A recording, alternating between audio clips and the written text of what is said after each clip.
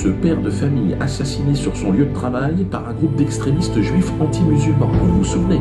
Bonsoir Nathalie. Bonsoir, Dieu donné. Bon, alors le jugement est tombé, le verdict est tombé ce soir? Oui, j'en sors, tout simplement, je viens d'en sortir. Alors raconte-nous, quel est ce verdict? Alors le verdict, il y a eu 4 accusés qui ont été condamnés à des peines de 4 à 9 ans. Donc il y en a 2 qui sont partis ce soir directement en prison pour 4 ans et 5 ans. Les 2 plus grosses peines, les 2 accusés, ceux qui ont vraiment commis l'acte en lui-même et qui ont appelé... les 2 assassins, ouais. Les 2 vraiment assassins sont en fuite. Hier, ils ont été au tribunal jusqu'à 19h. Et ce matin, il y en avait un qui était en fuite avant l'audience et il y en a un qui est parti en fuite depuis hier. Celui qui a été condamné à 9 ans ferme. C'est le Dan Lampel, c'est ça? Dan Lampel, voilà, tout à fait. Et donc lui, il s'est enfui. Il s'est enfui, oui. Donc la cour d'assises de la Seine-Saint-Denis vient de rendre sa décision dans l'affaire du valeureux Saïd Bourarache, qui a été retrouvé mort dans le canal de l'Ourcq en 2010, le 30 mars. La cour d'assises a déclaré tous les accusés coupables. Parmi ces personnes, 2 personnes sont donc en fuite actuellement. Les deux personnes ont été condamnées par défaut. D'une part, M. Dan Lampel et son cousin, M. Lucien Dadoun. Donc, si ces personnes sont arrêtées, tôt ou tard, ces personnes pourront faire opposition à cette décision et demander à être rejugées. Tout à fait. Il y a un mandat de recherche internationale? Voilà, il y a un mandat d'arrêt international, oui, contre lui et Dan Salem aussi. D'accord. Voilà. Et c'est quand même complètement incroyable parce que vous aviez demandé, c'est bien ça, qu'il y a un mandat de dépôt au moins. Il y a un mandat de dépôt et la juge n'a pas voulu me suivre, leur a fait confiance. Malgré que déjà ils avaient tenté, Dan Lampel qui a fui aujourd'hui avait tenté de fuir mais il est revenu par rapport à la demande de ses avocats. En plus, il a déjà tenté de fuir. Il a fui déjà en Israël une fois, d'autant plus qu'il était en liberté surveillée. Il avait un contrôle judiciaire. Voilà, et il s'est permis de partir comme bon lui semblait, comme il a fait hier d'ailleurs. Voilà. Complètement hallucinant Ah ce oui, qui est en très train de se hallucinant. passer, c'est-à-dire que on est dans une affaire de meurtre en bande organisée et l'assassin, le meurtrier est à la barre la veille et il s'enfuit. Au moment où il a écouté son verdict, c'est ça? Et en fait, ils ont entendu l'avocat général demander les peines entre 6 et 12 ans. Et je pense qu'il pensait s'en sortir parce qu'au procès, il était très arrogant.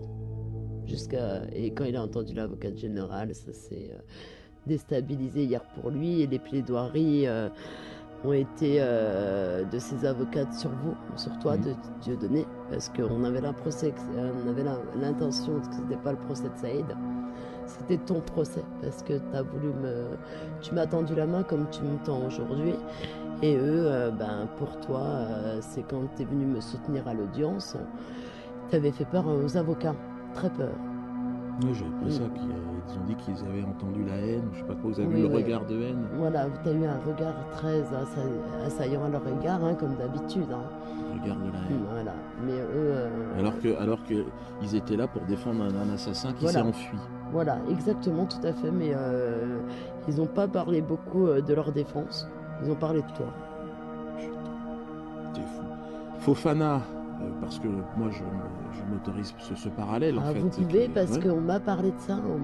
Il y avait l'avocate Diane Halimi qui m'a dit qu'elle était avocate Diane Halimi et elle m'a parlé de toi vis-à-vis de ça. Ah oui, très clairement dans sa plaidoirie. Ah oui, elle a fait allusion à l'affaire Fofana. Mais évidemment qu'elle peut faire allusion. Voilà, tout à fait, parce qu'on a l'impression... Et le parallèle, c'est que Fofana, ils sont allés le chercher, évidemment, en Côte d'Ivoire, dans son pays. Tout à fait. Et là, Dan Lampel, je pense qu'on ne pourra pas le récupérer, lui. J'imagine que... S'il est parti, parce que je pense qu'à l'heure actuelle, même là, à cette heure-là, il est en Israël. On peut même imaginer, un passeport israélien avec un autre nom. On peut même imaginer qu'il est pas... Vu comment le comportement du parquet, et notamment du tribunal, à son endroit, enfin de la cour, qu'il a laissé comme ça en liberté, qu'il a laissé apprécier en fait, est-ce que je veux faire 12 ans ou pas? Oui, voilà, c'est ça, exactement. Et puis, Verdict d'Al Lamped qui est en fuite, il a pris 9 ans de prison, donc il y a un mandat d'arrêt contre lui. Michael Lamped, il a pris 5 ans de prison. Dan Selam, il a pris 4 ans de prison. Voilà le verdict. Je suis pas la justice, je suis rien du tout. Voilà. La justice a fait son travail, je sais pas oui ou non. Moi, je me prononce pas. Saïd, il a sa mémoire, même 6-9 ans pour celui qui s'est échappé. On va dire c'est pas bon, mais c'est pas grave. En plus, ils ont demandé pendant les plaidoiries l'acquittement, carrément.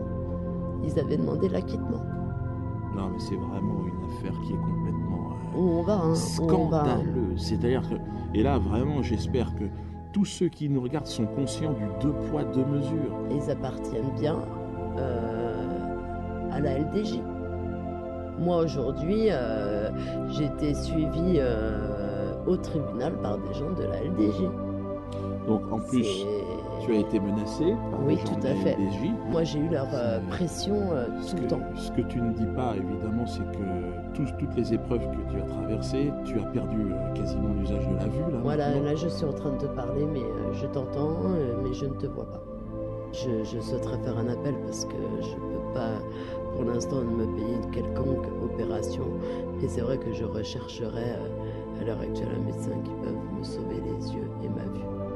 J'espère vraiment qu'il va y avoir un vrai élan de solidarité.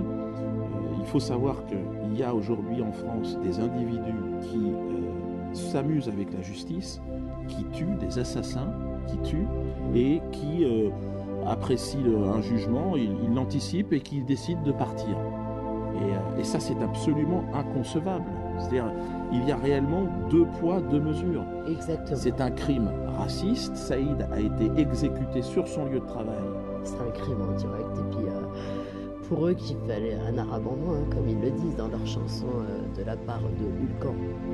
Quand ils disent « merguez en moins » et que son fils le rejoigne, donc mon fils qui est encore vivant, mais qui n'a plus de papa, se permet de dire qu'il ferait mieux de toutes les merguez devraient mourir dans le canal. C'est qui les racistes? Je me demande, c'est qui les racistes? Là, je vais porter plainte contre la justice parce que j'avais demandé un mandat de dépôt. Ils ne l'ont pas fait. Je n'ai même pas été accompagnée une fois par la police. Ils ont été accompagnés du jour au procès jusqu'à ce soir. J'ai eu aucune sécurité.